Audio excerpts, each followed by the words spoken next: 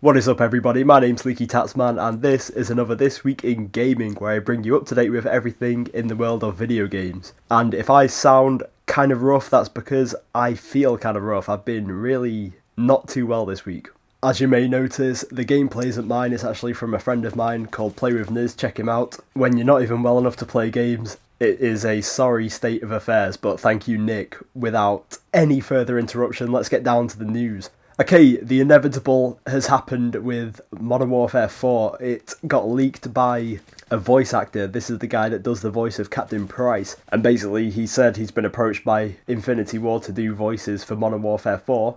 Details were relatively scarce, but what he did say was that it picks up exactly where Modern Warfare 3 left off, and that it's due next year. Which I guess is news that probably won't surprise a lot of people. The Modern Warfare name carries a hell of a lot of weight, so no real surprises. When discussing the matter, Infinity Ward said that they haven't had any talks with voice actors, but didn't outright deny the game itself. So we can assume that this is a legitimate rumour. A new Call of Duty is absolutely inevitable. It's just whether it's another Modern Warfare or a completely new spin-off series. And I don't know about you guys, but I would like to see some pretty wholesale changes before I plunge my money into this again.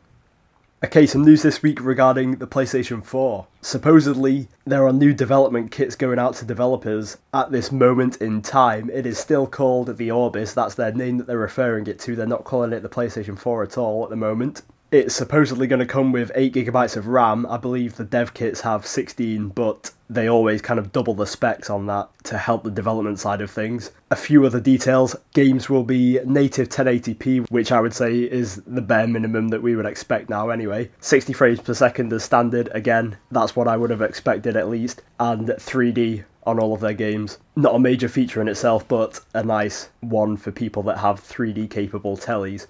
And supposedly a big innovation that Sony are trying to push is within their user interface, and supposedly it's meant to be a lot more fluid than the current cross-media bar or whatever they call it. I assume it'll be more akin to the new PlayStation Store, which by the way is very good in my opinion. And an example of this new fluidity in their UI was demonstrated by being able to purchase any DLC within a game. Not a massive innovation in itself, but I guess it highlights the capability of it. Okay, some Battlefield 4 details have been leaked by an EA employee who shall remain nameless, because I don't have his name. Strangely enough, this was leaked onto some Chinese forums, but we're assured that the source is legitimate, so don't believe everything you hear, but a lot of this sounds very reasonable. Anyway, regarding the game, it is supposedly in development for current and next generation consoles as well as PC obviously, and the next gen consoles will support up to 64 players. Unlike the previous console iterations, the game will have some kind of theatre mode, and there are 3 main factions of the USA, Russia and China. There were some more details on top of that, but those were the main ones. These sound feasible enough, and they're very much steps in the right direction in my opinion. So I'm kind of looking forward to Battlefield 4, maybe not as much due to the fact that the development cycle is so short between the 3rd and 4th game, but nonetheless, I'm sure it'll still be a great game. Alright, although the game isn't actually out yet, there is some news concerning Halo 4. Now, when discussing post-release support, so updates, patches, that kind of thing, 343 have said that there is a good possibility that they're going to bring a fully fledged theatre mode and clan support for the game. Now supposedly theatre mode is still in the multiplayer, that's fine, but due to engine changes and time restraints they weren't able to do it in the single player and Spartan Ops mode, but supposedly this can be changed within a title update, and they detailed their intention to make title updates like a significant thing where they would add sizable content, all of it free of course, and just basically make it a big deal, which I am very much in favour of. Considering this is 343's breakout moment, this is their make or break time, they are doing a fantastic job. They're pressing all right buttons. For those of you unaware, Halo 4 is getting incredibly good review scores, the pre-orders are through the roof, so I'm assuming the game's going to sell very well. At this point of recording, my copy of Halo 4 is in the postal office. I'm picking it up on the way to work, and I'm going to be crying at work because having that game and not being able to play it sucks quite hard.